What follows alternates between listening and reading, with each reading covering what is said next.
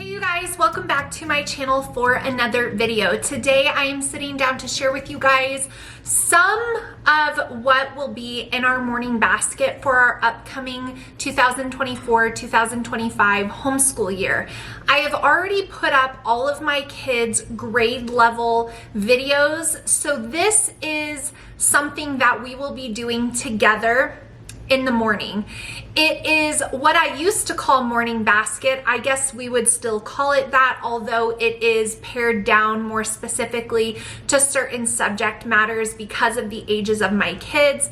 And also I do keep this time together between 60 and 90 minutes because my kids are older. Again, they have different demands on their lives and on their schedules. However, this still remains the most important part of my homeschool day and something that I treasure the freedom and the ability to do.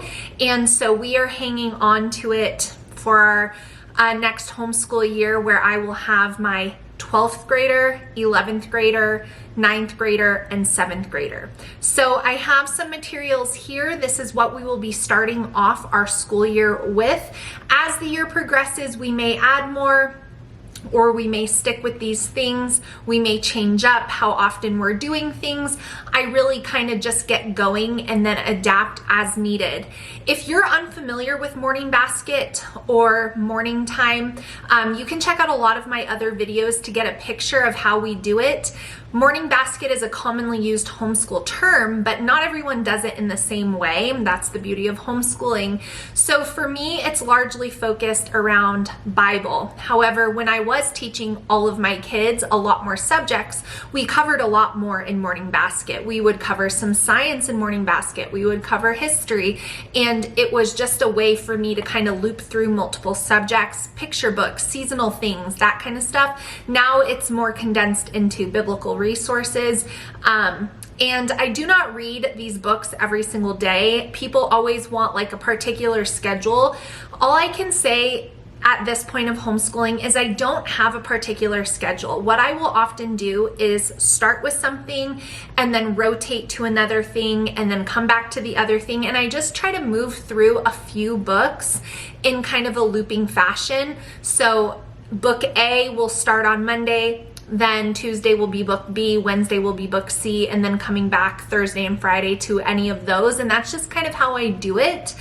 I don't have like a daily schedule per se, and I know that that can be kind of vague and frustrating, but that's just the way that it works here. So let me show you, now that I've explained it a bit, our resources for Morning Basket for our upcoming school year. All right, so the first thing that we start off Morning Basket or Morning Time with is World Watch News. We will be continuing that in our next homeschool year. That is obviously not something I can show you because it is something that my children watch. It's a 10-minute Christian worldview news segment on current events and world events and fun segments, and we absolutely love World Watch. So we'll be continuing on with that. I've already shared these in my kids' individual grade level videos, but these are Bible studies from Not Consumed. I'll link to them down below. I'll link to all of this down below. We will be doing these starting off our school year, one of these. I will probably decide as we get a little bit closer which one I want to start with, but it will be one of these three.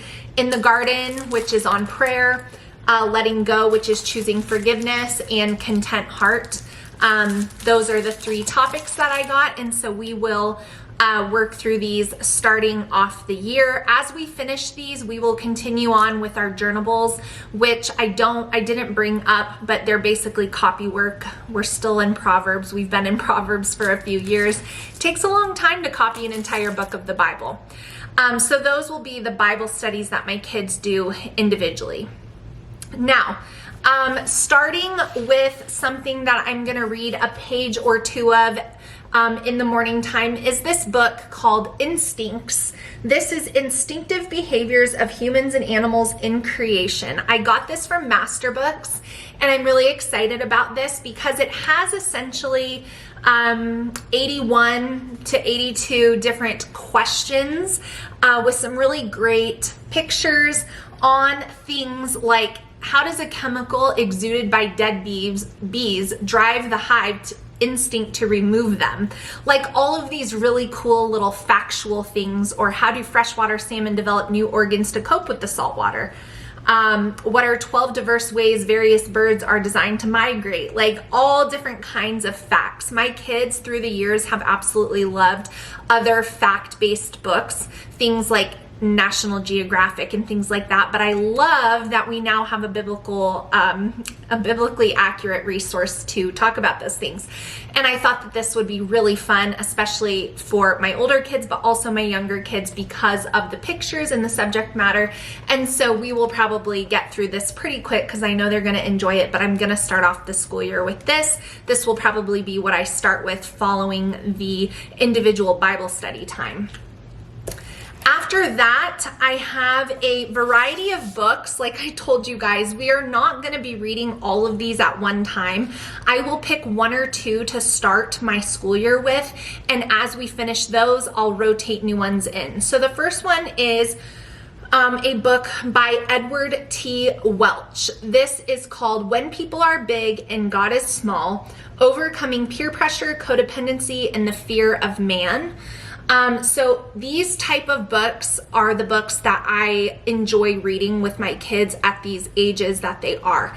Having as many fruitful discipleship conversations as possible. So just a great topic. This book was recommended, and I wanted to kind of cover this with them. So this says on the back, how much of the everyday misery in your life is driven by your fear of others? And so not that anyone in my house is particularly struggling with this, but armoring them up with this knowledge. So I have this book.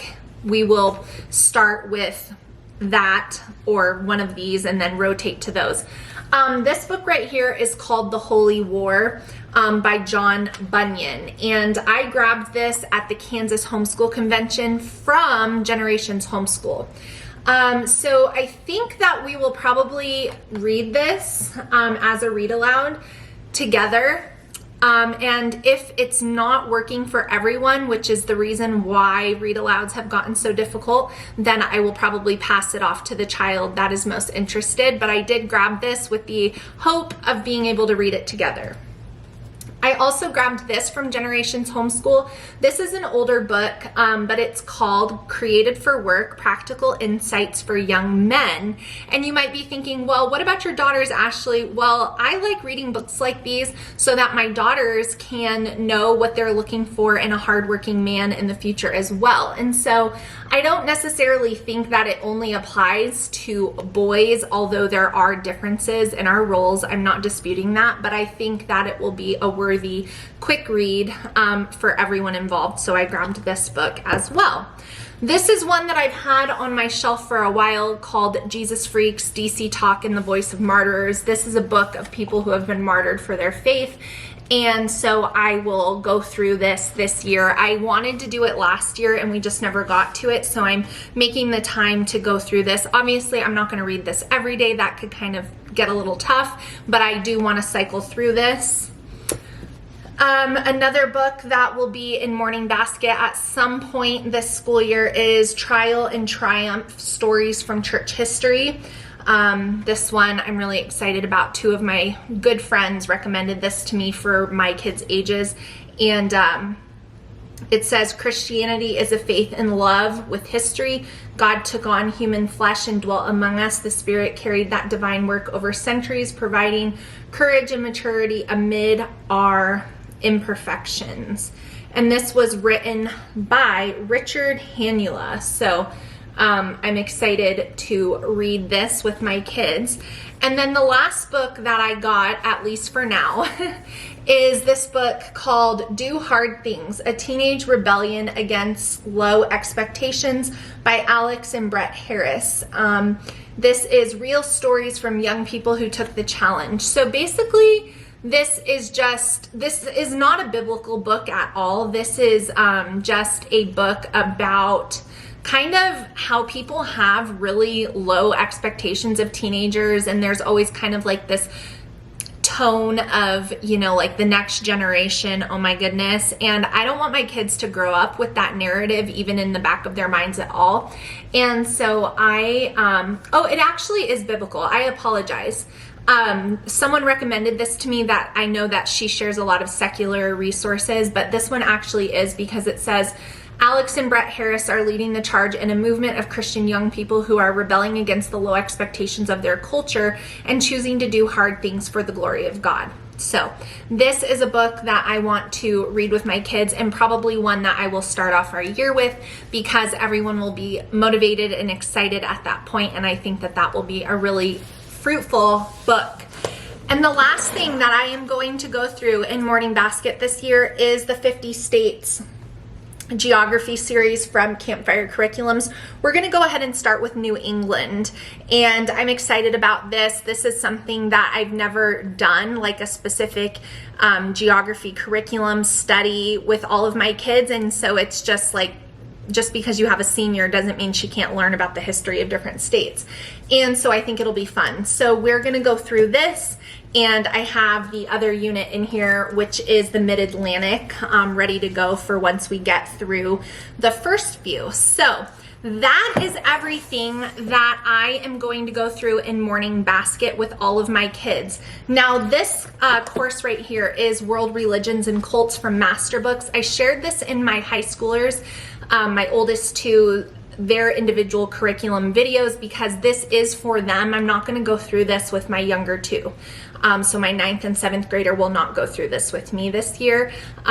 So I will do this a part of morning time, but I will excuse the other two to go ahead and go upstairs and begin on their language arts or math or whatever. And I will go through this. So that's why I didn't put it in here. These are all resources I'm doing with everyone. This I'm just doing with the older two, but I will be doing it in morning time. So I felt like I should tell you guys that too.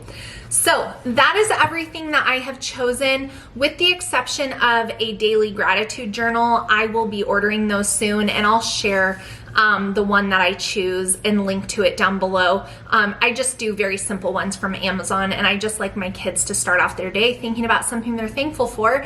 But that is everything that I will be starting with, and probably, you know, I think this will probably last us all school year, to be quite honest. My oldest daughter is going to have a lot more demands on her with her class schedule next year. My son, who's a junior, is going to have a lot going on. And so I think that this will probably carry us for a while. So these are my Morning Basket choices. I will leave a link to everything down below for you guys. Let me know if you have any questions. Thank you so much for watching. Please give this video a thumbs up if you enjoyed it and you're happy to see me sharing curriculum and books and all that fun homeschool mom stuff. Happy shopping, and I'll see you guys in my next video really soon. Bye.